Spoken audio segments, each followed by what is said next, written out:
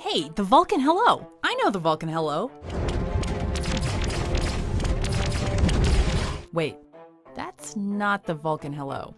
Welcome to WatchMojo.com, and today we're looking at the best Easter eggs, important moments, and theories from the premiere episodes of Star Trek Discovery. As science officer, I can provide a far more concrete and in-depth analysis than simply reading data off a monitor.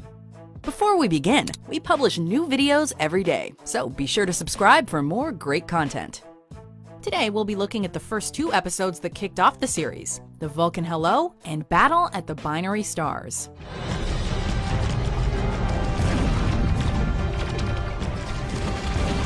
Number 3, the holographic communications. You remember my first officer, Michael Burnham? Next time, you might try not disturbing the property of a warrior race we've hardly spoken to for 100 years. As this is another prequel show, taking place after the series Enterprise, but before the original Star Trek, the technology is in a bit of an odd place.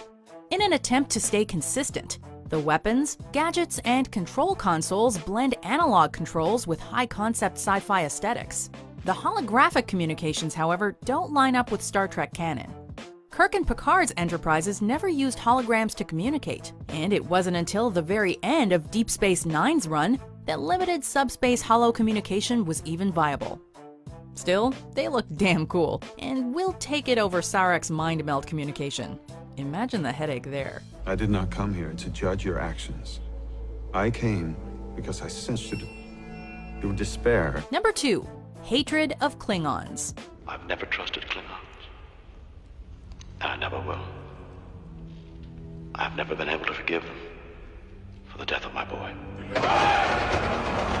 First Officer and series lead Commander Michael Burnham, played by Sonequa Martin Green, has a few parallels with previous Star Trek leads.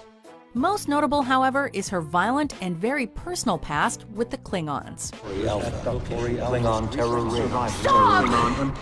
Program paused. In the original series, Kirk becomes somewhat racist towards the Klingon people when, in the third Star Trek film, The Search for Spock, Kirk's son David is killed by a Klingon warrior.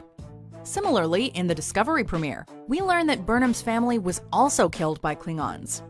While she insists that this is not a motivating factor in her aggressive decisions, we can't help but wonder just how much her training among Vulcans is keeping her feelings suppressed.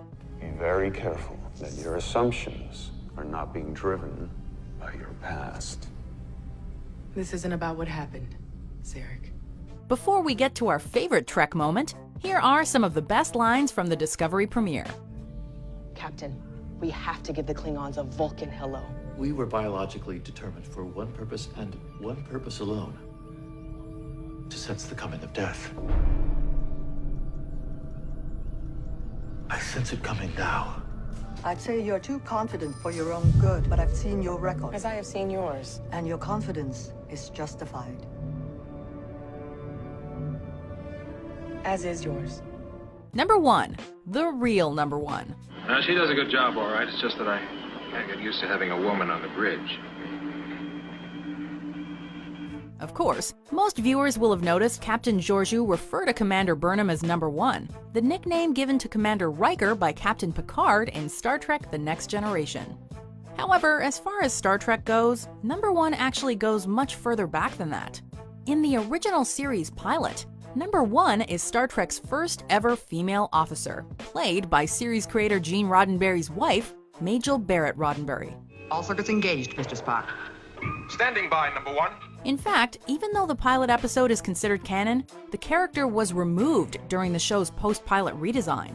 As a result, we never learn this seminal character's real name. But in the minds of true Trek fans, number 1 will always belong to her. We have the helm. Maintain present course. Yes, sir. Do you agree with our picks? Check out these other great clips from WatchMojo and subscribe for new videos every day.